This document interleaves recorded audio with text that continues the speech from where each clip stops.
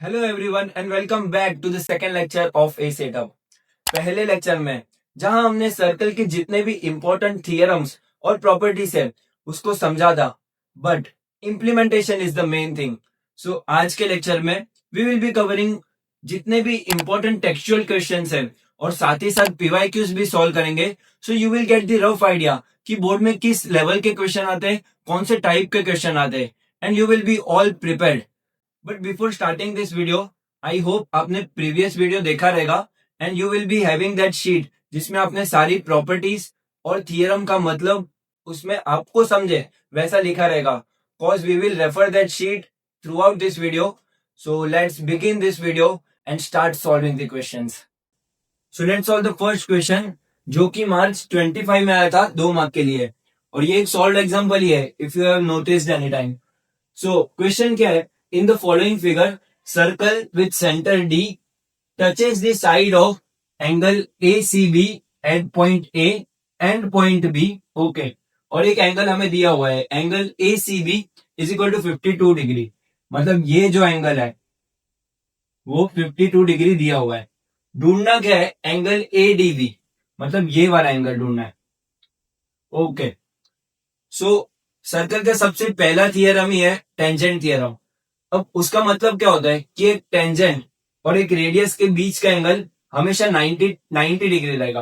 अब यहां पे देखो, सेगमेंट ए सी एक टेंजेंट है।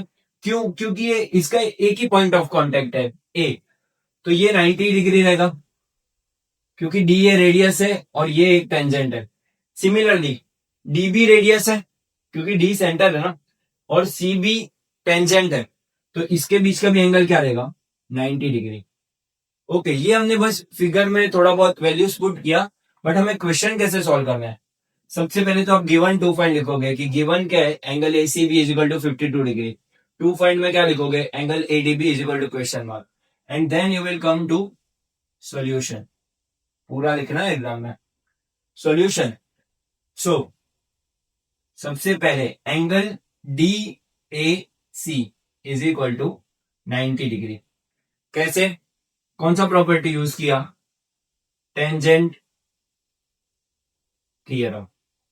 ओके, ये वाला पार्ट। अब सिमिलरली एंगल डीबीसी भी कितना रहेगा? 90 degree. Same property, tangent theorem. Okay, और तीसरा एंगल हमें 52 डिग्री दिया हुआ है और एंगल एडीबी हमें ढूंढना है। अब एक प्रॉपर्टी होता है कि क्वाड्रिलेटरल में हमेशा 4 एजेस होते हैं, जैसे कि यहाँ पे ए बी सी और डी 4 है। जैसे स्क्वायर में 4 एजेस होते हैं, रेक्टेंगल में 4 एजेस होते हैं, ये सब क्वाड्रिलेटरल है जिनके 4 एजेस होते हैं। तो ये चारों एंगल को जब हम प्लस करते हैं ना तो 360 डिग्री आता है हमेशा। तो वैसे ही हम जब ये चारों एंगल को प्लस करेंगे ना, ए बी सी और डी, तो हमें 360 डिग्री आना चाहिए। अब ये लिखेंगे कैसे यहाँ पे कि since sum of all angles of quadrilateral is 360 degree. So therefore चारों एंगल यहां पे पुट कर देंगे। Angle D A C plus angle D B C plus angle A C B plus angle, चौथा एंगल कौन सा है? A D B. चारों को प्लस किया तो क्या आना चाहिए? 360 डिग्री, राइट। अब इसमें से हमारे पास 3 वैल्यू है, एंगल ए, एंगल बी और एंगल सी का वैल्यू हमारे पास है।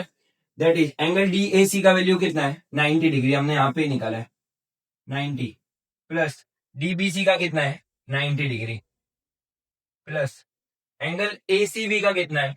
गिवन है क्वेश्चन में 52 डिग्री, और लास्ट एंगल एंगल एडीबी हमें ढूंढना है। Angle ADB is equal to 360 degree, right. तो जब आप इसको सिंप्लीफाई करके सॉल्व करोगे, so 90 plus 90 plus 52 will become 232 degree, but यहाँ पे प्लस में वहां पे जाएगा तो माइनस हो जाएगा। सो फाइनली एंगल एडीबी का वैल्यू आएगा that is 360 minus 232 degree. So answer would be 128 degree. ये आपका फाइनल आंसर हो जाएगा। इसको रेक्टेंगल वरना अंडरलाइन कर देना। सो बस इतना आपने फॉलो किया ना तो आपके 2 मार्क फिक्स है। So coming to the second question, जो कि अगेन 2 मार्क का है, मार्च 25 में ही आया था एंड वेरी इजी क्वेश्चन है। अगर जिंदगी में कभी कुछ थोड़े ऐसे अच्छे कर्म किए रहेंगे ना तो आपको ऐसे टाइप के क्वेश्चन देखने मिलेंगे क्वेश्चन पेपर में। तो ये क्या क्वेश्चन है कि 2 circle of radius 5 centimetre and 3 centimetre touch each other externally. अब ये वर्ड पे हमें फोकस करना है, externally. Then find the distance between their centres. अब हमने same to same type cover किया था पिछले वीडियो में। ऐसा क्वेश्चन आया ना तो बस हमें क्या लिखना है कि 2 रेडियस दिया ना उसको लिखना है R1 is equal to 5 centimetre, R2 is equal to 3 centimetre. To find में क्या लिखोगे, ये गिवन वाला पार्ट है। To find distance between their centre, उसको हम डी कंसिडर कर लेंगे, is equal to question mark, क्योंकि वही ढूंढना है। सॉल्यूशन, तो कभी भी एक्सटर्नली 2 सर्कल मिल रहे तो हमें पता है कि हम एडिशन करते हैं। So D will be equal to R1 plus R2, right. अब R1 R2 हमें पता है क्या है, 5 plus 3। So therefore D is equal to 8 centimetre. That's it.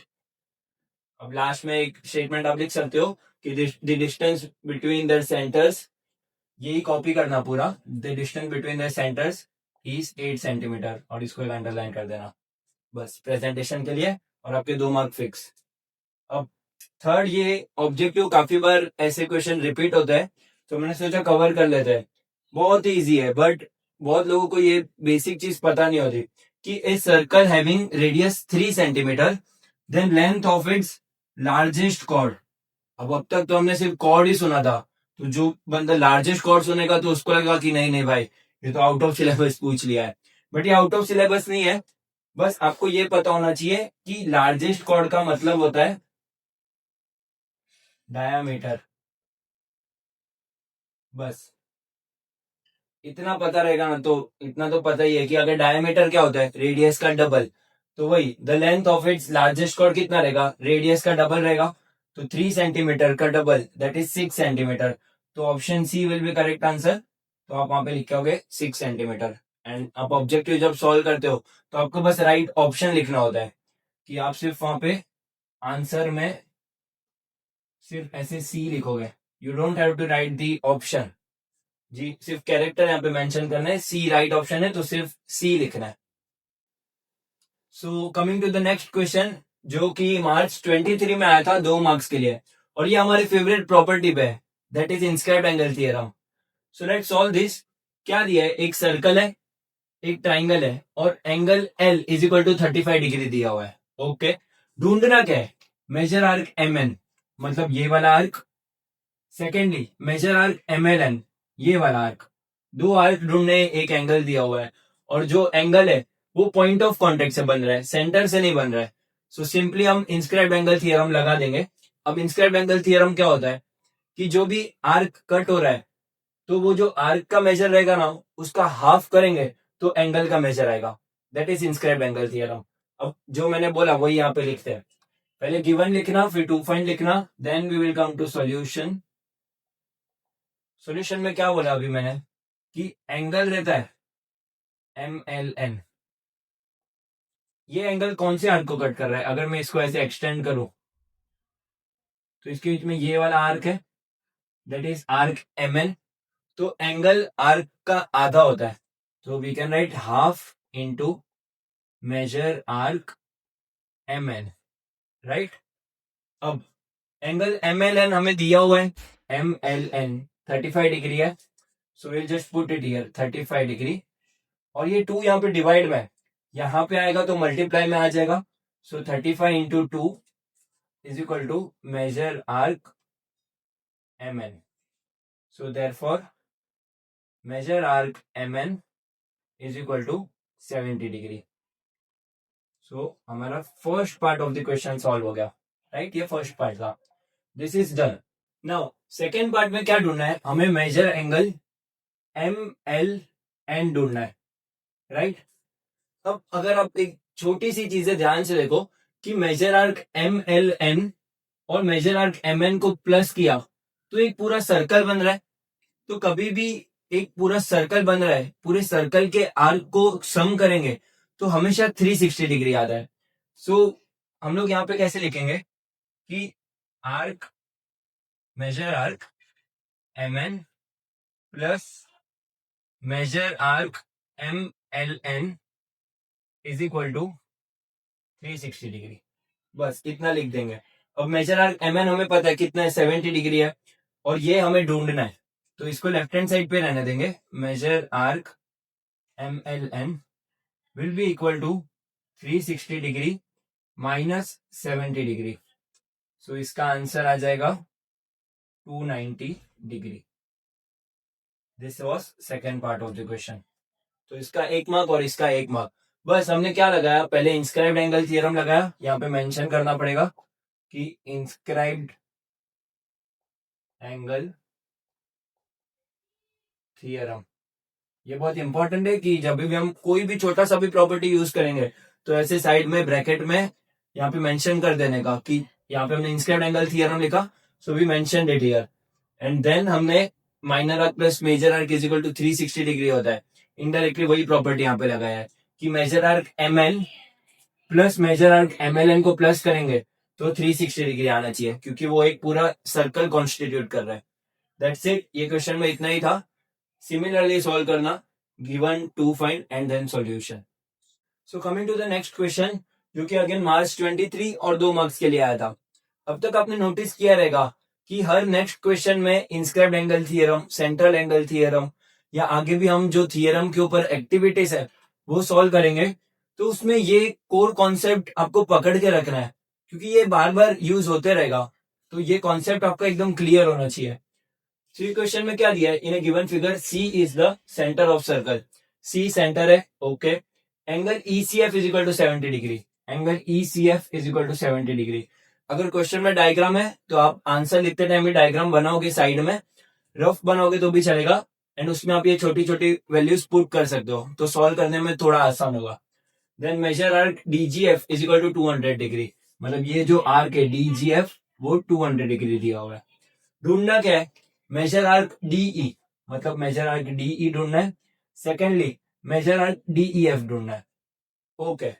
अब ये जो एंगल्स बन रहे हैं डी सी ई ई सी एफ सेंटर से बन रहे हैं, राइट। सो यहाँ पे हम सेंट्रल एंगल थ्योरम यूज करेंगे, ओके। अब मेजर आर्क डीई कौन से एंगल में है, इसको अगर मैं ऐसे एक्सटेंड करूं तो ये वाला एंगल है ना, दैट इज एंगल डीसीई। मतलब एंगल डीसीई का जो वैल्यू रहेगा वही मेजर आर्क डीई का वैल्यू रहेगा, but we don't know this angle इधर, so will come to this part, measure arc EF. अब मेजर आर्क ईएफ कौन से एंगल में है, एंगल ईसीएफ में। So I can write that angle ECF is equal to major arc EF. क्योंकि central angle में क्या होता है कि जो आर्क है और उसका एंगल है उन दोनों का वैल्यू सेम होता है, सो इसलिए डायरेक्ट इज इक्वल टू लिखा हमने, एंड यहां पे हम लिखेंगे सेंट्रल एंगल थ्योरम, ओके। अब एंगल ईसीएफ का वैल्यू में पता है 70 डिग्री है, so therefore major arc EF का वैल्यू भी कितना रहेगा, 70 डिग्री, ओके। तो हमें ये पता चल गया कि ये वाला आर्क जो है इसका वैल्यू भी है 70 डिग्री। अब आप एक चीज नोटिस करो कि ये 70 डिग्री है, ये पूरा 200 डिग्री है, और ये वाला आर्क हमें ढूंढना है।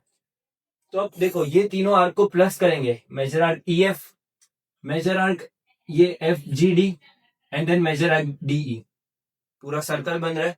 अभी अभी हमने पढ़ा कि सर्कल के सारे आर्क को प्लस करेंगे तो कितना आएगा, 360 डिग्री। वही चीज यहाँ पे लिखेंगे, तीनों आर्क का नाम लिख दो बस पहले। तो मेजर आर्क ईएफ पहले दो प्लस मेजर आर्क, अब ये वाले आर्क को एफ जी डी लिखो या डी जी एफ लिखो, उससे फर्क नहीं पड़ता।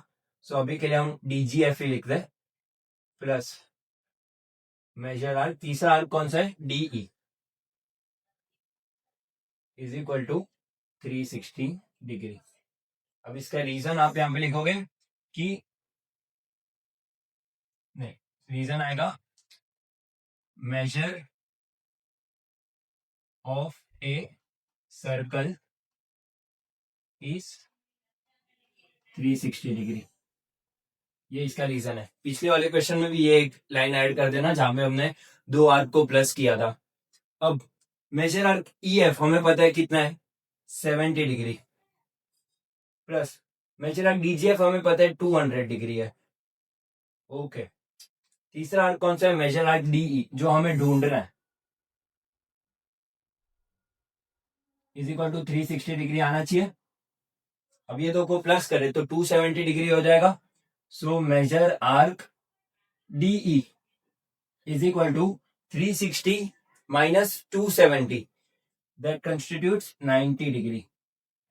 सो मेजर आर्क डीई हमें मिल गया है 90 degree, which was the answer for first question.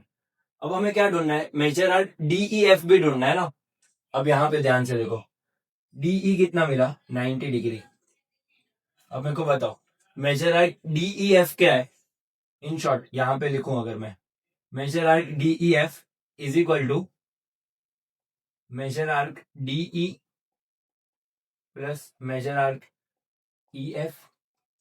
Getting it, DE plus major arc E F किया तो ये पूरा आर्क बन जाएगा। अब मेजर आर्क डीई हमें कितना मिला, 90 degree, plus major arc E F कितना मिला था पहले, 70 डिग्री। तो 90 प्लस 70 किया तो आंसर कितना आएगा, 160 degree. So this is the answer for your second part. So ये जब पूरा क्वेश्चन सॉल्व हो जाएगा ना, लास्ट में वापस से लिख देने का कि ये पहले का आंसर वापस से लिख दो और सेकंड का आंसर ऐसे ही वापस लिख दो। तो एग्जामिनर जब चेक करेगा तो वो लास्ट का बस दो आंसर देखेगा ना कि हाँ 90 और 160 राइट है। सो ही वोंट चेक स्टेप्स, क्योंकि उसको भी बहुत घाई होता है। सो फटाफट चेक करके आपको 2 मार्क मिल जाएंगे। सो नेक्स्ट एक एक्टिविटी बेस्ड क्वेश्चन है, that is theorem of external division of chords. अब इसका मतलब तो काफी लोग को पता ही रहेगा कि एक्सटर्नली जब दो कॉर्ड मिलते हैं, that is chord A B और सी डी ई पॉइंट पे मिल रहा है, तो हम क्या करते हैं, ई बी इंटू ई ए पूरा लेते हैं and then E D into E C करते हैं। बट इसका प्रूफ बहुत बार एक्टिविटी में आ जाता है, जैसे कि मार्च 24 में इंटरनल डिवीजन ऑफ कॉर्ड पे आया था, बट उसका सॉल्यूशन ऑलरेडी टेक्स्ट बुक में गिवन है। So you can refer that, समझ जाएगा वो, इनफैक्ट इजी है। But external division of chord का टेक्स्ट बुक में भी एक्टिविटी बेस्ड ही है। सो यहाँ पे एक बार सॉल्व कर लेते हैं, चांसेस है कि ये आ सकता है, क्योंकि एक्टिविटी में स्पेशली सर्कल के क्वेश्चन होते ही है और उसमें से 3 मार्क्स का जो सेक्शन रहता है, ईदर फ्रॉम एक्टिविटी या फिर जो नॉर्मली भी सॉल्व करने वाला पार्ट होता है, उसमें सर्कल का कोई ना कोई प्रॉपर्टी प्रूव करने के लिए या थियरम प्रूव करने के लिए आता ही है। So you have to be very clear with that कि आप सारे एक्टिविटीज और प्रॉपर्टीज अच्छे से करके जा रहे हो तो आपके 3 मार्क्स सिक्योर हो जाएंगे एकदम। ये सॉल्व करते हैं अब एक बार कि A E into E B is equal to C E into E D, ये प्रूव करना है। तो इन्होंने दो ट्राइंगल लिए हुए हैं, triangle A D E, that is triangle A D E, ये वाला triangle, and then triangle C B E, that is C B E, ये वाला triangle, first triangle and second triangle. Okay, अब angle A E D is congruent to which angle, और उसका reason है common angle, मतलब बीच में ई है तो यहाँ पे भी ई ही आएगा। अब देखो ए ई डी, तो ये सेकेंड ट्राइंगल में कौन सा होगा, that is C E B, तो यहाँ पे हम लिख देंगे एंगल सी ई बी। ये आप यहाँ पे भी देख सकते हो अगर कि 1 ए ई डी ऐसे लिखा है ना, तो ये ऐसे ही रहेगा 1 2 3 C E B, common angle में ऐसे ही होता है हमेशा।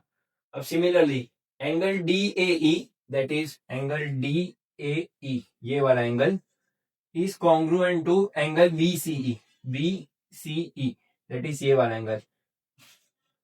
तो ये दोनों एंगल कॉन्ग्रुएंट है, वो दिया हुआ है, बट उसका रीजन हमें लिखना है। अब यहाँ पे अगर आप देखो तो एक प्रॉपर्टी था, अगर आपको याद है, कि angle inscribed in the same arc are congruent. बता दो। अब देखो कि एंगल डी ए ई है, डी ए ई, वो कौन से आर्क को इंस्क्राइब या कट कर रहा है, ये वाले आर्क को, that is arc B D.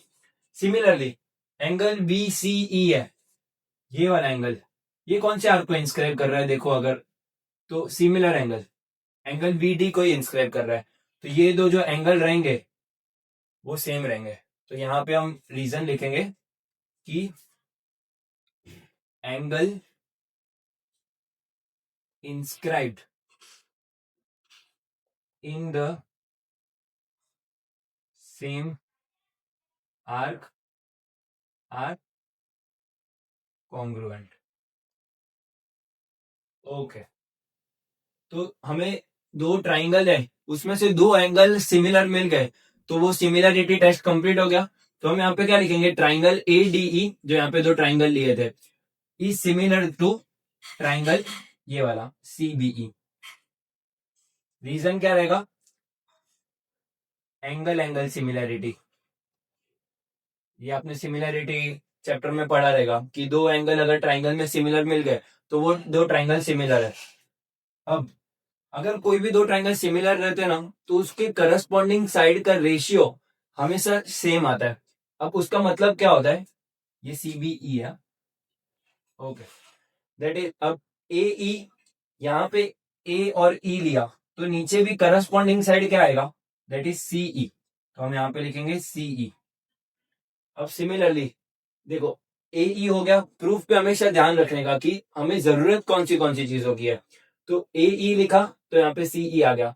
अब सेकंड हम लोग को बी ई और ई डी चाहिए ना, तो हमें ई डी मतलब डी ई, तो हम यहाँ से डी और ई लेंगे, तो ऊपर आ जाएगा डी ई, सेकंड और थर्ड कैरेक्टर, तो यहाँ पे भी सेकंड और थर्ड कैरेक्टर, तो बी ई आ जाएगा।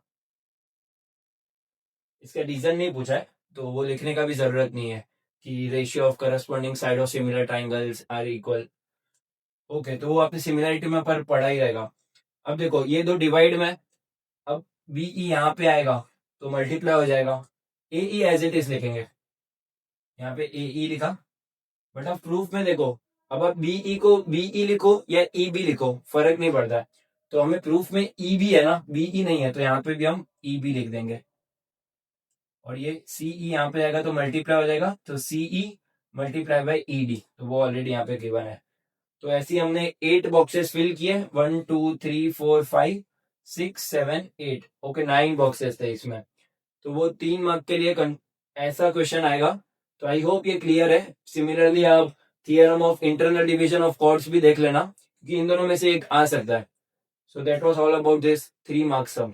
एंड ऑल्सो एक इंपॉर्टेंट बात कि जब भी आप एक्टिविटी सॉल्व करते हो ना, हो सकता है कि बीच में कोई एक्स्ट्रा स्टेप हो, जैसे कि यहाँ पे मैंने प्रॉपर्टी बताया कि रेशियो हमेशा सेम होता है करस्पॉन्डिंग साइड्स का, तो वो आपको एक्स्ट्रा लिखने की जरूरत नहीं है। जितना क्वेश्चन में दिया है ना, एज इट इज लिखना है, और बस आपको बॉक्सेस ही फिल करना है। एंड अगेन आप आंसर लिख रहे हो, तब अगर यहाँ पे बॉक्स है तो वो आपके आंसर में भी बॉक्स दिखने चाहिए, क्योंकि जब फैकल्टी चेक करता है तो वो बस आपके बॉक्सेस चेक करेगा, वैल्यूज राइट लिखे आपने, then you will get your 3 marks. आपको कुछ भी चीज एक्स्ट्रा लिखने की जरूरत नहीं है, जो क्वेश्चन में एज इट इज वही लिख रहे हैं, and you have to just fill the boxes. So coming to the next question. अब ये cyclic quadrilateral theorem, one of the favourite question of boards. ये मार्च 22 में आया था, 3 मार्क्स के लिए, और ये इसको अलग अलग वे में काफी बार पूछा गया है। अब मार्च 22 में तो एज एन एक्टिविटी आया था, सो गुड लक। बट कभी कभार आपको सिर्फ स्टेटमेंट दिया रहता है और आपको खुद से प्रूव करने भी आना चाहिए। तो अगर ये समझ लिया ना एक बार कि एग्जैक्टली हम कर क्या रहे हैं, तो आपको एक्टिविटी बेस्ड है या खुद से पूरा प्रूव करना हो, you will get it. So start करते हैं।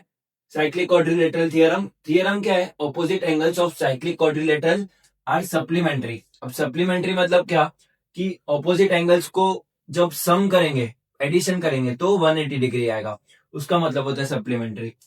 तो अब गिवन में पहला यहाँ पे बॉक्स है कि क्वाड्रिलेटरल डैश इज साइक्लिक। कौन सा क्वाड्रिलेटरल साइक्लिक है, ए बी सी डी, तो यहाँ पे हम लिखेंगे A B C D. Cyclic मतलब क्या, कि उसके जो सारे वर्टाइसेस है वो सर्कल के एज पे लाई कर रहे हैं, कोई भी बाहर नहीं है सर्कल के। So with that means it's cyclic quadrilateral. अब हमें प्रूव क्या करना है कि opposite angle, angle B plus angle D करेंगे तो क्या आएगा, 180 डिग्री, राइट। अब वैसे ही angle dash plus angle C 180 degree. अब एंगल सी ये रहा, तो इसके ऑपोजिट में कौन सा एंगल है? एंगल ए। तो यहाँ पे आ जाएगा एंगल ए। इजी। नेक्स्ट अब प्रूफ वाला पार्ट स्टार्ट हो रहा है कि arc ABC is intercepted bye inscribed angle ADC. इसका मतलब क्या कि ये जो एंगल एडीसी है, ये वाला एंगल, ये कौन से आर्क को इंस्क्राइब कर रहा है? आर्क एबीसी को। ये देखो, अगर मैं ये वाले एंगल को ऐसे एक्सटेंड करूं तो इसके बीच में ये वाला आर्क है ना, दैट इज आर्क एबीसी। अब इंस्क्राइब्ड एंगल में हमने क्या पढ़ा था कि जो भी आर्क का वैल्यू होगा उसका आधा करेंगे तो एंगल का वैल्यू मिलेगा। तो वही यहाँ पे लिखा है कि angle ADC is equal to half of, ये वाला आर्क इंस्क्राइब्ड है मेजर आर्क एबीसी, तो यहाँ पे हम लिखेंगे major arc A B C, right. Major arc ABC का आधा करेंगे तो एंगल एडीसी मिलेगा। अब similarly dash is an inscribed angle, it intercepts arc ADC. मतलब कि ये जो आर्क एडीसी है अभी, ये वाला आर्क, ये कौन से एंगल में इंस्क्राइब्ड है? तो अगर ये एंगल एबीसी को हम एक्सटेंड करें यहां से लाइक दिस, तो एंगल एबीसी में आर्क एडीसी इंटरसेप्टेड है। तो यहां पे क्या आएगा कि angle ABC is inscribed angle जो कि आर्क एडीसी को इंटरसेप्ट कर रहा है, राइट। तो सिमिलरली एंगल एबीसी क्या रहेगा कि मेजर आर्क एडीसी का आधा, तो यहाँ पे आ जाएगा एंगल एबीसी। अब ये वाले पार्ट को हमने 1 लिया है, ये वाले पार्ट को 2 लिया है। अब ये वाले पार्ट में हम क्या कर रहे हैं कि फ्रॉम 1 एंड 2 एंगल, जो दो एंगल मिले थे ना, एक यहाँ पे मिला है और दूसरा यहाँ पे मिला है, उसको प्लस कर रहे हैं। तो एंगल एडीसी यहाँ पे प्लस किया हुआ है, ये वाला हमें प्लस करना है, that is major angle ABC. और दोनों का जो राइट हैंड साइड है ना, ये वाला साइड और ये वाला साइड, वो यहाँ पे लिखेंगे। तो मेजर एंगल एबीसी का जो राइट हैंड साइड है half into major arc ADC, वो पहले ही यहाँ पे दिया हुआ है। तो यहाँ पे हमें एडीसी वाले का राइट हैंड साइड लिखना है, दैट इज ये half into major arc ABC. तो यहाँ पे आ जाएगा major arc A B C, right. In short हमने जो 1 और 2 था उसका सम कर दिया है। अब यहाँ पे दोनों जगह हाफ है, इफ यू नोटिस हाफ और हाफ, तो हाफ को कॉमन ले लेंगे बाहर, तो अंदर क्या बचेगा? मेजर आर्क एबीसी और मेजर आर्क एडीसी। तो मेजर आर्क एडीसी इन्होंने लिखा हुआ है, तो हम सिर्फ यहां पे लिखेंगे major arc A B C, right. Next measure arc ABC plus major arc ADC 360 degree आ गया। कैसे? अब देखो, measure arc ABC plus major arc ADC जब हम कर रहे हैं तो एक पूरा सर्कल बन रहा है, तो इसलिए उन्होंने उसको यहाँ पे 360 डिग्री लिख दिया है। अब हाफ इंटू 360 डिग्री लिख करेंगे तो क्या आएगा? That is 180 degree. और यहाँ पे हम क्या कर रहे थे? Major angle ADC plus major angle ABC ना, मतलब डायरेक्टली हम यहाँ पे लिख सकते हैं कि angle D plus angle B is equal to 180 degree. ये सिर्फ एक्सप्लेनेशन के लिए लिखा है, यहाँ पे कोई बॉक्स नहीं है, तो आपको कोई भी एक्स्ट्रा चीज नहीं लिखनी है एक्टिविटी में। ये सिर्फ एक्सप्लेन करने के लिए कि angle D plus angle B को जब हमने प्लस किया तो हमें 180 डिग्री आ रहा है। That is what this theorem says कि opposite angles of cyclic quadrilateral are supplementary. ये चीज हमने यहाँ पे प्रूव कर दिया। अब यहाँ पे वापस से इतने सारे स्टेप्स फॉलो नहीं करेंगे, क्योंकि जैसे हमने डी और बी प्रूव किया सेम ही स्टेप्स फॉलो करने हैं। ए और सी प्लस करके 180 डिग्री आएगा, ये प्रूव करने के लिए। तो वी विल डायरेक्टली राइट कि similarly we can prove angle A plus angle C करेंगे तो कितना आएगा? 180 डिग्री। बस ऐसे ही सेम एक्टिविटी आपको टेक्स्ट बुक में भी दिया हुआ है, पेज नंबर 68 पे। एक बार चेक करना, एंड अगर फिल नहीं किया हुआ रहेगा तो बेस्ट एक बार आप उस पर प्रैक्टिस कर लो, तो आपको एकदम अच्छे से क्लियर हो जाएगा। इन शॉर्ट हमने बस इसमें भी इंस्टेड एंगल थियरम लगाया।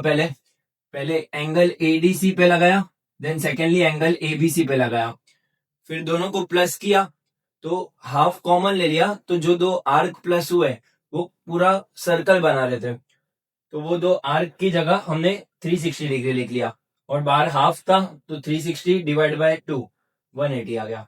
तो ऐसे हमने साइक्लिक क्वाड्रिलेटरल थ्योरम को प्रूव कर दिया है। अब ये क्वेश्चन सॉल्व कर लेते हैं, थोड़ा डिटेल्ड क्वेश्चन है, इसमें 4 वैल्यूज पूछी गई है, तो ये 3 to 4 मार्क का क्वेश्चन है। ओके, सो क्वेश्चन देखते हैं। in a given figure quadrilateral PQRS is cyclic. Okay, then दिए side PQ is equal to RQ, मतलब ये वाला साइड और ये वाला साइड इक्वल है. देन दिए angle PSR is equal to 110 degree, मतलब ये वाला जो एंगल है उसका वैल्यू दिया है 110 डिग्री. ओके, ढूंढना क्या है, major angle PQR. Line by line जाते हैं, मतलब ये वाला एंगल ढूंढना है. अब देखो हमें दिया हुआ है कि क्वाड्रिलेटरल PQRS इज साइक्लिक. अब साइक्लिक लिखा हुआ है तो ऑफकोर्स वो थियरम तो यूज होगा ही. अब साइक्लिक क्वाड्रिलेटरल थियरम क्या होता है कि ऑपोजिट एंगल्स आर सप्लीमेंट्री, मतलब उनका एडिशन करेंगे तो 180 डिग्री आएगा. तो ये एंगल एस के ऑपोजिट में कौन सा एंगल है, एंगल क्यू. तो हम लिख सकते हैं solution angle PSR plus angle PQR. PQR is equal to 180 degree. Reason cyclic quadrilateral theorem, right. अब एंगल PSR का वैल्यू हम लोग को गिवन है, दैट इज 110 डिग्री. तो 110 plus degree angle PQR is equal to 180. So therefore angle PQR is equal to 180 minus 110. So it will become 70 degree. ये हो गया हमारा पहला part of the question solve. 70 degree आया, ये वाला पार्ट हो गया. सेकेंड चीज हमें क्या ढूंढनी है, मेजर आर्क PQR. मतलब मेजर आर्क PQR मतलब ये वाला आर्क हमें ढूंढना है, राइट. अब देखो ये वाला आर्क कौन से आर्क में कौन से एंगल में इंटरसेप्टेड है. मतलब अब देखो ये वाला एंगल पॉइंट ऑफ कॉन्टेक्ट से स्टार्ट होता है ना, तो मतलब इंस्क्राइब्ड एंगल थियरम लगेगा. अब एंगल PSR को अगर ऐसे हम एक्सटेंड करें तो एंगल PQR इसके अंदर कट हो रहा है, इंटरसेप्टेड है. तो हम लिख सकते हैं कि arc PQR is inscribed in angle PSR, right. Then हम लिखेंगे angle PSR is equal to half of measure arc PQR. अब angle PSR is half of measure arc PQR. हमें ढूंढना क्या है, आर्क PQR ढूंढना है ना. अब एंगल PSR का वैल्यू हम लोग को गिवन है क्वेश्चन में, दैट इज 110 डिग्री. वही पुट करेंगे 110. अब 2 यहाँ पे डिवाइड में है, यहाँ पे आएगा तो multiply by 2 is equal to major arc PQR. So therefore major arc PQR का वैल्यू हमें मिला 110 multiply by 2 that is 220 degree. ये हुआ हमारा second part of the question, right. हमने क्या इंस्क्राइब्ड एंगल थियरम लगाया कि ये वाला एंगल का डबल करेंगे तो ये वाला आर्क का वैल्यू मिलेगा, बिकॉज आर्क हमेशा एंगल से बड़ा होता है. तो एंड अगेन यहाँ पे हमने इंस्क्राइब्ड एंगल थियरम यूज किया है. तो ये कभी मत भूलना, कोई भी प्रॉपर्टी यूज किया हो you have to mention it. Okay, so पहले दो पार्ट हो गए. Now let's solve the third part of this question, that is measure arc QR find करना है. मतलब ये वाला आर्क हमें ढूंढना है, राइट. तो प्रीवियस लेक्चर में जब हम प्रॉपर्टीज और थियरम डिस्कस कर रहे थे तो एक प्रॉपर्टी था कि the corresponding arcs of a congruent chords are congruent. अब ये थोड़ा ऐसा टंग ट्विस्टर जैसा लगेगा, बट यहाँ पे एक बार लिखते हैं कि corresponding arcs of congruent chords are congruent. ये लाइन आपको याद होना चाहिए. इसका मतलब क्या है कि हम लोग को क्वेश्चन में दिया हुआ है कि साइड PQ और साइड RQ इक्वल है, राइट. यहाँ पे दिया है तो इसके करस्पॉन्डिंग में जो आर्क है ना जैसे कि यहाँ पे साइड आर्क आर क्यू है और यहाँ पे आर्क पी क्यू है, तो ये दोनों भी इक्वल रहेंगे। So according to this property यहाँ पे हम लिख सकते हैं since side P Q is equal to side R Q, therefore arc P Q will also be equal to arc R Q, या क्यू आर लिख दो तो भी चलेगा। तो अकॉर्डिंग टू दिस प्रॉपर्टी हमको ये पता चला। अब जब हम सेकेंड पार्ट सॉल्व कर रहे थे क्वेश्चन का, तो हमको क्या पता चला था कि आर्क पी क्यू आर है होल, वो 220 डिग्री है। तो अगर आप ध्यान से देखो तो measure arc P Q R बन कैसे रहा है, तो आर्क पी क्यू और आर्क क्यू आर को ऐड करेंगे तभी जाके आर्क पी क्यू आर बनेगा, राइट। तो measure arc P Q R is equal to major arc P Q plus major arc Q R, right. अब major arc P Q R की value हम लोग को पता है कि दैट इज 220 डिग्री। अब देखो मेजर आर्क पी क्यू और मेजर आर्क आर क्यू दोनों सेम ही है, तो ये पी क्यू की जगह मैं आर क्यू भी लिख सकता हूं, right. So major arc R Q plus major arc Q R that is R Q will be equal to 2 times measure arc R Q, right. X plus X करेंगे तो 2x हो जाएगा। वैसे ही arc R Q plus arc R Q करेंगे तो 2 times हो जाएगा वो। अब ये 2 टाइम्स मतलब मल्टीप्लाई में इज इक्वल टू कि ये साइड जाएगा तो 2 डिवाइड हो जाएगा। So we will get 220 divide by 2 is equal to major arc R Q. So finally हमें ढूंढना क्यू आर था ना, तो यहाँ पे आर क्यू की जगह क्यू आर लिख देते, मतलब वही है। Major arc Q R is equal to 220 divide by 2 will get 110 degree. So this was the third part of the question, right? तो ऐसे हमको मेजर आर्क क्यू आर का जो वैल्यू था ये वो मिला 110 डिग्री। अब इसके फोर्थ पार्ट में हमें क्या ढूंढना है, major angle P R Q, right. तो कभी भी हमको एंगल ढूंढना रहेगा और वो पॉइंट ऑफ कॉन्टेक्ट से चालू हो रहा है ना, so we have to apply inscribed angle theorem. अब देखो एंगल पी आर क्यू को अगर एक्सटेंड करें ऐसे, तो वो कौन से एंगल को कट कर रहा है, आर्क पी क्यू को। तो इन शॉर्ट हम लोग को आर्क पी क्यू ढूंढना है और उसका आधा करेंगे तो हम लोग को एंगल आर मिल जाएगा, राइट। अब हम जब थर्ड क्वेश्चन या इसका थर्ड पार्ट सॉल्व कर रहे थे, तब हमको क्या पता चला था कि major arc Q R is equal to major arc P Q, right. ये हमने लिखा था इससे पहले भी। तो मेजर आर्क क्यू आर हमको कितना मिला, 110 degree. So therefore major arc P Q भी कितना रहेगा, 110 डिग्री, राइट। अब मेजर आर्क पी क्यू मिल गया, तो जितना आर्क का मेजर होता है उसका हाफ करते तो एंगल का मेजर मिलता है, राइट। तो यहां पे हम लिखेंगे angle P R Q is equal to half of major arc P Q, right. कैसे पता चला, inscribed angle theorem. Okay, next angle P R Q हमें ढूंढना है, half into major arc P Q का वैल्यू कितना है, 110 डिग्री, राइट।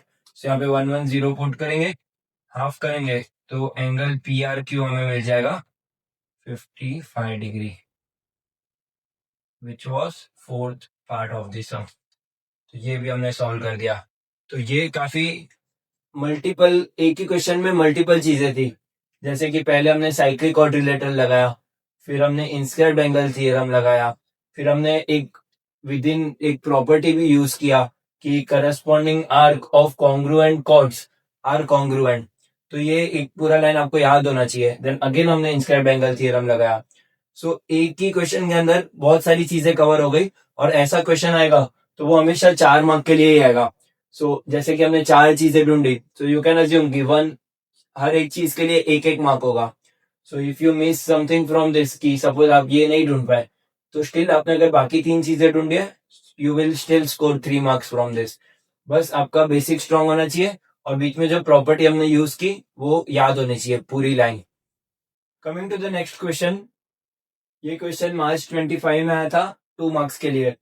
अब ये एग्जैक्ट सेम प्रॉपर्टी हमने डिस्कस किया हुआ है कि जब कॉर्ड्स इंटरनली मिलते हैं तो वो कॉर्ड को हम ब्रेक कर देते हैं, like M D into D N is equal to R D into D S, right. अगर एक्सटर्नली मिलते तो हम ब्रेक नहीं करते, M D into M N ऐसे एक्सटेंड कर देते। हाउएवर ये क्वेश्चन में हमें 3 वैल्यूज दी हुई है, R D is equal to 15 दिया है, डी एस इक्वल टू 4 दिया है, एम डी इक्वल टू 8 दिया है, एंड डी एन ये हमें ढूंढना है, एंड देन एम एन भी ढूंढना है। ओके, सो डायरेक्ट फॉर्मूला है कि यहाँ पे हम बस लिख सकते हैं सॉल्यूशन में कि since chords are meeting each other internally, और ना इसकी जगह डायरेक्टली फॉर्मूला पुट करोगे तो भी चलेगा। सिंस 2 ही मार्क का क्वेश्चन है, इतना डिटेल में जाने का जरूरत नहीं है। R D into D S कौन सा अप्लाई किया, internal division of chords, right. अब एम डी का वैल्यू कितना है 8, डी एन हमें ढूंढना है, is equal to R D का वैल्यू 15, डी एस का वैल्यू 4। सो क्या हो जाएगा, D N becomes 15 into 4 divided by 8, right. 4 1 जा 4 2 जा। ये कट जो भी हम यहाँ पे ऐसे सॉल्व कर रहे हैं वो रफ वर्क में करना है, आपके पेपर में एक भी ऐसा कट नहीं दिखना चाहिए। 4 1 जा 4 2 जा which become 15 divide by 2, so therefore D N का वैल्यू आ जाएगा 7.5। यूनिट मेंशन्ड है, नहीं मेंशन्ड है, so will just keep it as 7.5, या आगे आप लिख सकते हो 7.5 यूनिट। अब डी एन मिल गया, ये पार्ट हो गया। अब एम एन आप देखो तो क्या है, एम एन को हम ऐसे लिख सकते हैं, M N is equal to M D plus D N, right. कैसे इसके आगे हम मेंशन करेंगे कि एम डी और एन एक ही लाइन में, इसके लिए हमने ऐसे लिखा। So M N is equal to M D plus D N, M D already given था क्वेश्चन में 8 है, और डी एन हमने अभी अभी ढूंढा, दैट इज 7.5। तो एम एन का वैल्यू कितना आ गया, 15.5। बस इसको भी लिख के ऐसे ब्रैकेट कर देना, दिस इज योर आंसर 15.5। ये क्वेश्चन हो गया। Coming to the next question, ये मार्च 24 में आया था 2 मार्क्स के लिए। अब देखो 2 सीकेंड है क्वेश्चन में, सीकेंड मतलब क्या कि जो सर्कल को 2 पॉइंट पे टच कर रहा हो, जैसे कि एम एन है तो वो सर्कल को ई पे भी टच कर रहा है, एन पे भी टच कर रहा है, वेयर एम एस वो भी एफ पे कर रहा है और एस पे भी कर रहा है, राइट। सो 2 सीकेंड है और हम लोग को ये एंगल ढूंढना है। तो कभी भी 2 सीकेंड रहेंगे तो वो 2 आर्क को कट करेंगे। तो पहला आर्क जो कट हो रहा है that is arc N S, दूसरा आर्क कट हो रहा है that is arc E F. दोनों का वैल्यू हमें दिया हुआ है, major arc N S is 125 degree और major arc E F is 37 degree, right. और हमें ढूंढना क्या है, एंगल एन एम एस। इसका डायरेक्ट फॉर्मूला है angle N M S is equal to major arc N S minus measure arc E F, दोनों का सब्ट्रैक्शन किया और इसका हाफ कर दिया, right. So half multiplied by 125 minus 37, right. So half into 125 minus 37 करेंगे, सो क्या हो जाएगा, ये 15, this becomes 11, this becomes 0, this 8, 88 which is equal to 44 degree. Angle NMS is equal to 44 degree. Simple, बस ये चीज आपको याद रखनी है, कभी भी 2 आर्क कट होते रहेंगे, सो बड़ा आर्क माइनस छोटा आर्क करना है एंड उसका हाफ ले लेना है, तो ये एंगल मिल जाएगा हमें, इजी। अब ये भी एक प्रॉपर्टी है जो हमने प्रीवियस लेक्चर में डिस्कस किया हुआ है, बट इसका प्रूफ जो है वो कभी कभी एग्जाम में आता है एज एन एक्टिविटी, तो वही यहाँ पे सॉल्व कर लेते पहले।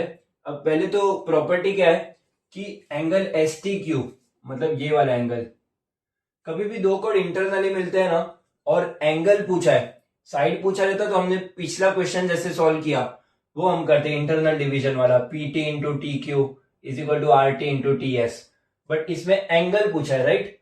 तो एंगल पूछा तो हमें क्या करना है कि ये एंगल ढूंढना है ना, एंगल एस टी क्यू। तो इसके ऑपोजिट में जो दो आर्क करेंगे ना, जैसे कि एक तो ये वाला आर्क हो गया आर्क एस क्यू, दूसरा ऑपोजिट में कौन सा आर्क है, ये वाला, that is arc P R. इन दोनों को प्लस करना है एंड देन इसका हाफ कर देना है। देखो वही किया है, major arc P R plus major arc S Q का हाफ, यही ये प्रॉपर्टी है। बट इसको सॉल्व कर मतलब प्रूव कैसे करना है, उससे पहले एक चीज आपको पता होनी चाहिए कि सपोज ये ट्राइंगल है ए बी सी और यहाँ पे एक और एक्सटेंड किया ये वाला साइड डी, तो ये ट्राइंगल के बाहर का एंगल हो गया ना, एंगल ए सी डी, मतलब एक्सटीरियर एंगल, बाहर वाला एंगल। तो एंगल ए सी डी हमेशा, अब ये वाले एंगल को छोड़ दो, सिर्फ उसके अलावा दो एंगल बचे ट्राइंगल के अंदर, उसका एडिशन करेंगे ना तो एक्सटीरियर एंगल मिलेगा। मतलब angle A C D will be the sum of angle A plus angle B.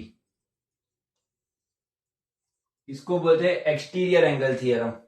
ये आपको याद होना चाहिए कि एक्सटीरियर एंगल जो है ना, वो ये वाला पार्ट छोड़ दो, जो एक्सटीरियर एंगल के साथ में जो एंगल है ना ट्राइंगल का वो छोड़ दो, उसके अलावा जो दो एंगल है उसको प्लस करेंगे तो एक्सटीरियर एंगल मिलेगा।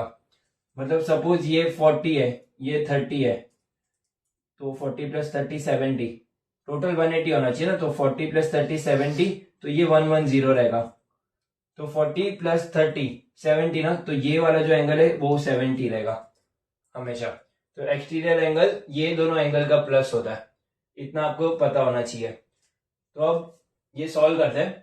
तो इसमें देखो angle S T Q, angle S T Q is equal to angle S P Q, मतलब ये वाला एंगल प्लस कौन सा एंगल रहेगा। तो अभी हमने, अगर आप ये वाला ट्राइंगल नोटिस करो, ये ट्राइंगल, तो ये ट्राइंगल के लिए मतलब ट्राइंगल पी एस टी के लिए S T Q exterior angle है, राइट? देखो यही समझो कि ये जो पार्ट है ना उसको उठा के यहां पे रख दिया है, तो S T Q exterior angle हो गया, तो उसको एंगल पी और एंगल एस का प्लस करेंगे तो हमें ये एक्सटीरियर एंगल मिलेगा। तो वही पी जो एंगल है वो ऑलरेडी यहाँ पे दिया हुआ है, तो यहाँ पे हमें एंगल पी एस आर लिखना होगा, मतलब कि ये वाला एंगल, राइट? और अगर रीजन पूछते तो हम यहाँ पे लिखते एक्सटीरियर एंगल थ्योरम, राइट? अब angle S T Q is equal to, अब एस पी क्यू देखो कि एंगल एस पी क्यू कौन से आर्क को इंस्क्राइब कर रहा है, इसको एक्सटेंड करे ऐसा, तो आर्क एस क्यू को इंस्क्राइब कर रहा है, राइट? तो एंगल एस पी क्यू को, angle S P Q is equal to half into major arc, कौन सा आर्क है, एस क्यू। हमने डिस्कस किया हुआ है, राइट, कि एंगल जो है वो आर्क का आधा होता है, तो वही यहाँ पे लिखा है कि angle S P Q S Q arc को इंस्क्राइब कर रहा है, इसलिए यहाँ पे एस क्यू आया। अब एंगल पी एस आर देखो, एंगल पी एस आर अगर इसको ऐसे एक्सटेंड करें तो ये कौन सा आर्क आ रहा है, आर्क पी आर आ रहा है, राइट? तो यहां पे आ जाएगा half into major arc P R, right? तो अब दोनों में हाफ हाफ दिख रहा है, तो 1/2 कॉमन ले लिया बाहर, तो अंदर क्या बचा, major arc S Q plus major arc P R. अब क्वेश्चन में देखो यही प्रूव करना था, बस उन्होंने पी आर पहले लिखा है, एस क्यू बाद में लिखा है, तो वो आप एडजस्टमेंट कर सकते हो। तो यहाँ पे डायरेक्ट आप पी आर यहाँ लिख दोगे, एस क्यू लिख दोगे, यहाँ लिख दोगे, तो भी इट्स अंडरस्टूड, क्योंकि बीच में प्लस ही है, it won't change the answer. तो बस ये ऐसे सॉल्व करना है। ये प्रॉपर्टी आपको याद होना चाहिए एक्सटीरियर एंगल थ्योरम का। एक बार क्विकली बता देता हूँ कि जो एक्सटीरियर एंगल है ना, उसके साथ में ट्राइंगल के अंदर का जो एंगल है उसको कंसीडर नहीं करना है, उसके अलावा जो दो एंगल बचे हैं दैट इज एंगल ए और एंगल बी, उन दोनों को प्लस करेंगे तो हमें एक्सटीरियर एंगल मिल जाएगा, right? That is what exterior angle theorem says. So coming to the last question of today's lecture, एक टू प्रूव वाला क्वेश्चन है कि हमें प्रूव करना है DE into GE is equal to 4r². ये डायग्राम है जिसमें एच सेंटर है एंड डी एक एक्सटर्नल पॉइंट है. तो अगर आप ध्यान से देखो तो आपको ये फिगर में एक टेंजेंट दिखेगा that is D F, right? And दूसरा एक सीकेंड दिखेगा डीई, क्योंकि दो पॉइंट पे कट कर रहा है, एक तो जी और एक ई, राइट? सर्कल पे अगर दो पॉइंट ऑफ कॉन्टेक्ट है लाइन के तो वो सीकेंड होता है. तो हमने प्रीवियस लेक्चर में भी डिस्कस किया था कि अगर टेंजेंट और सीकेंड दोनों दिख रहा है फिगर में तो एक ही थियरम है ऐसा जिसमें दोनों आता है, that is tangent सीकेंड segment theorem. अब वो थियरम क्या है कि पहले तो हम सीकेंड को पकड़ेंगे. तो सीकेंड क्या है? डीई. तो पहले हम डीजी लेंगे सिर्फ, सिंस ये एक्सटर्नल पॉइंट से आ रहा है तो सेकेंड पार्ट में हम पूरा लेंगे. तो पहले सिर्फ डीजी लिखेंगे, डीजी, फिर पूरा लिखेंगे DG multiplied by DE is equal to, फिर टेंजेंट पाएंगे दैट इज डीएफ. तो डीएफ का स्क्वायर. ये कैसे पता चला? So we have to justify tangent secant segment theorem, right? अब dg into DE is equal to df square, इतना हमें पता चल गया. सो अब देखो इसको थोड़ा मॉडिफाई करें तो df स्क्वायर ये एक्सटर्नल पॉइंट से टेंजेंट आ रहा है एक, और hf क्या है? एक रेडियस है, राइट? तो हमने सबसे पहला प्रॉपर्टी पढ़ा था कि एक टेंजेंट और रेडियस के बीच का एंगल हमेशा क्या होता है? 90 degree. That is what tangent theorem says. तो हम लिख सकते हैं कि angle E F D is equal to 90 degree, tangent theorem, right? अब देखो हम लोग को डीई इंटू जीई आ गया और 4r² चाहिए राइट हैंड साइड पे. तो 4r² के लिए हम क्या कर सकते हैं? तो अभी तो यहाँ पे देख के कुछ ऐसा क्लिक नहीं हो रहा है, बट राइट एंगल ट्राइंगल मिला है ना. सो कभी भी राइट एंगल ट्राइंगल दिखेगा और प्रूफ वाला क्वेश्चन रहेगा तो देर आर सर्टेन थिंग्स जो आपके माइंड में चलती रहनी चाहिए. One of it is Pythagoras theorem. तो ये वाले ट्राइंगल में हम पाइथागोरस थ्योरम अप्लाई करते हैं एंड देन देखते हैं हम क्या कर सकते हैं. So in right angle triangle कौन सा है? D F E, right? Hypotenuse क्या है इधर? DE F. So DE square is equal to D F square plus E F का स्क्वायर, राइट? डीई का square is equal to D F का square और ई एफ का square. Okay, so DE को ऐसे रहने देते, डी एफ स्क्वायर प्लस, अभी देखो ई एफ ये सेंटर है एच, तो ई एफ सेंटर से पास हो रहा है तो ये डायमीटर होगा, राइट? मतलब E F is diameter and we know that diameter क्या होता है? 2 टाइम्स ऑफ द रेडियस होता है. तो हम ई एफ की जगह 2r पुट कर सकते हैं. सो इट बिकम्स 2r का स्क्वायर, राइट? तो 2r का स्क्वायर करेंगे तो 2 का स्क्वायर 4 आ जाएगा और r का स्क्वायर r² आ जाएगा. सो हम लोग को राइट हैंड साइड पे यही चाहिए था, 4r². तो डी एफ स्क्वायर को ये साइड भेज देंगे. So this will become DE square minus D F square is equal to 2 का स्क्वायर 4 और r का स्क्वायर r². ओके, अब थोड़ा थोड़ा मैच होने लगा है प्रूफ से. डीई स्क्वायर हमारे पास है, मतलब डीई चाहिए पर डीई स्क्वायर है. Then 4r² right hand side पे चाहिए तो वो 4r² यहाँ पे दिख रहा है. अब DE square minus D F square, अब देखो यहाँ पे इसको एज इक्वेशन 1 ले लेना. तो डी एफ स्क्वायर की जगह हम DG multiply by DE put कर सकते हैं. So what we will write here, DE square को एज इट इज लिखेंगे माइनस डी एफ स्क्वायर की जगह क्या लिखेंगे? DG multiply by DE. So DG multiplied by DE, right, is equal to 4r². ये हमने कैसे लिखा? फ्रॉम 1. क्योंकि हमने df स्क्वायर को रिप्लेस कर दिया यहाँ पे। अब देखो यहाँ पे de स्क्वायर है, अब de स्क्वायर मतलब क्या, de मल्टीप्लाई बाई de, यही होता है ना। तो अगर ये वाले पार्ट में से मैं de कॉमन ले लूं तो क्या हो जाएगा, de स्क्वायर में से de कॉमन ले लिया तो एक de तो अभी भी बच रहा है, सो वो de अंदर ही है। अब dg मल्टीप्लाइड बाई de में से de हट गया तो क्या बचा, dg बता सिर्फ, सो dg एज इट इज लिखा है यहाँ पे, इज इक्वल टू 4r²। अब यहाँ पे यहां तक सब कुछ समझा। de कॉमन लिया है यहाँ पे, तो de स्क्वायर में से एक de चला गया तो एक de बचा यहाँ पे, देन बीच में माइनस साइन है तो माइनस डाला, dg मल्टीप्लाई बाई de में से de चला गया तो बचा क्या, सिर्फ dg, तो यहाँ पे dg लिखा है, is equal to 4r² as it is लिख दिया है। अब देखो, अब डायग्राम में देखते हैं, ये देखो पूरे de में से अगर ये dg हट गया तो बचा क्या, सिर्फ ge बचा ना। पूरे de में से dg हट गया तो सिर्फ ge बचेगा, सो de में से dg हट गया तो सिर्फ ge बच रहा है, तो de को एज इट इज लिखा, multiply by de minus dg gives us ge is equal to 4r²। ये क्यों हुआ, क्योंकि d, g और e तीनों एक ही लाइन में, दैट इज तीनों कोलिनियर है, तो वो हमने यहाँ पे मेंशन कर दिया। अब देखो ये हम लोग को मिल गया de into G is equal to 4r²। Prove क्या करना था, यही प्रूव करना था, तो लास्ट में बस लिख देंगे हेंस प्रूव्ड, दैट्स इट। देखने में थोड़ा कॉम्प्लेक्स लग सकता है, but once you solve this, second time खुद से सॉल्व करने का ट्राई करोगे ना, सब कुछ इजीली समझ जाएगा।